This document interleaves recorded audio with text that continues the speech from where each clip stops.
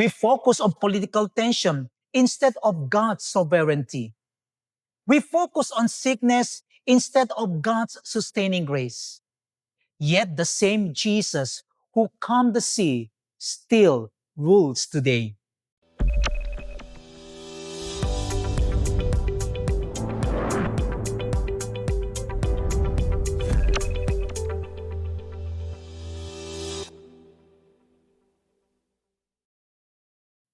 Hello everyone, welcome to our daily manna.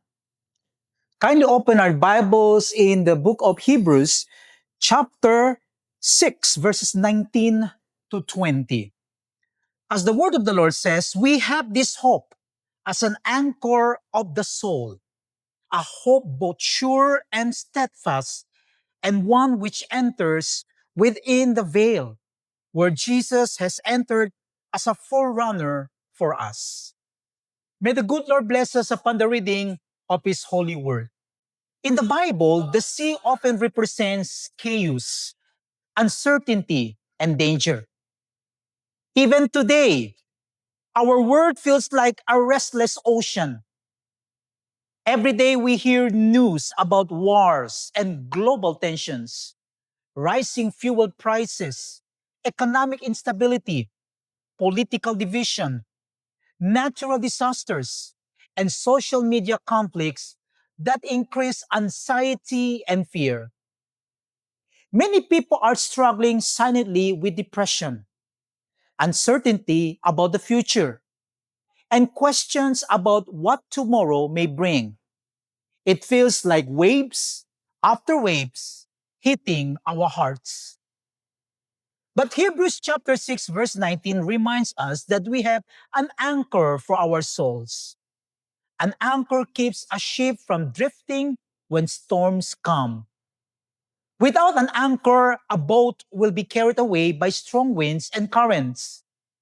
In the same way, without hope in Christ, our hearts can easily drift into fear, doubt, and despair.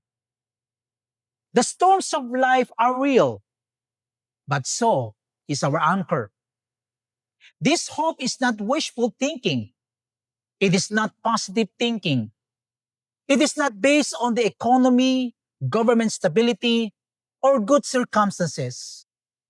Our hope is anchored in heaven, in the very presence of God.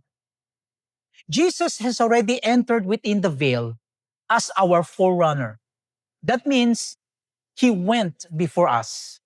He opened the way. He secured our access to God. Because of Christ's finished work, our hope is firm and unshakable. Think about the Gospel of Mark, chapter 4, verse 39, when Jesus rebuked the wind and said to the sea, "Peace, be still." Immediately the storm stopped. The disciples were afraid because they looked at the waves instead of the Savior. Many of us do the same. We focus on inflation instead of God's provision. We focus on political tension instead of God's sovereignty. We focus on sickness instead of God's sustaining grace. Yet the same Jesus who calmed the sea still rules today. The storm does not control him. He controls the storm. If the word is the sea and the storms are life's troubles, then we are like the ship. Jesus is our captain. Our hope is the anchor, and faith is the rope that connects our hearts to that anchor. The question is, where is your anchor placed? If it is anchored in money, relationships, career, or public opinion, it will fail. But if your hope is anchored in Christ, who is already in the presence of God, it will hold. Hebrews chapter 4 verse 16 tells us that we can confidently approach the throne of grace to receive mercy and find grace in time of need. In times like today, we must not run from God. We must run to Him. Prayer is where we drop our anchor deep into God's presence. Worship strengthens our faith. The Word of God stabilizes our hearts. Today, do not allow the noise of the world to define your peace. Let Christ define it. Do not let social media shape your emotions. Let Scripture shape your perspective. Do not let fear be louder than faith. Our hope is not here on earth. Our hope is secured in heaven. Let's pray. Heavenly Father, we come before you today in a world that feels unstable and uncertain. So many things around us are changing. Economies are shaking, conflicts are rising, prices are increasing, and hearts are growing weary. At times, we admit that we feel anxious and overwhelmed. The waves of life seem strong, and the winds of trouble try to push us away from peace. But Lord, we thank you that our hope is not built on this world. Our hope is anchored in you. Thank you for Jesus Christ who has gone before us and secured our place in your presence. Thank you that our anchor is sure and steadfast.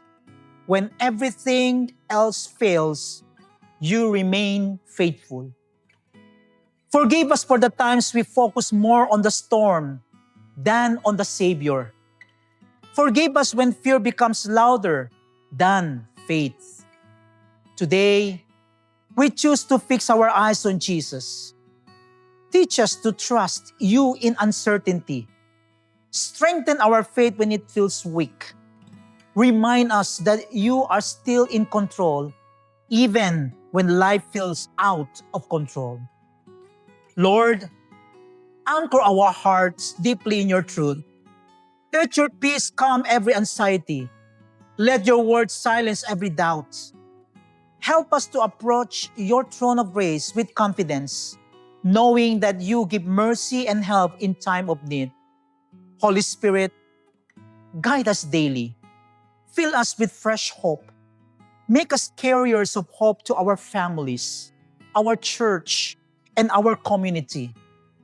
In a world full of fear, let us shine with confidence in Christ. We surrender every burden to you now. Our lives, our future, our families, our nation. We place them in your hands. All glory, honor, and praise belong to you alone. In the mighty name of Jesus, we pray. Amen and amen. Our takeaway is this. How are you living in the light of this truth? Are you drifting with the waves of worry? Or are you anchored in Christ?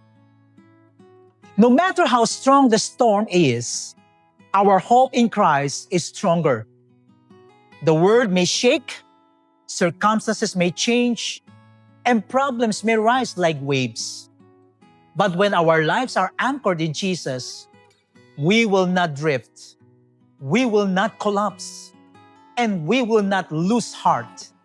Our anchor is not in this world, it is secured in heaven.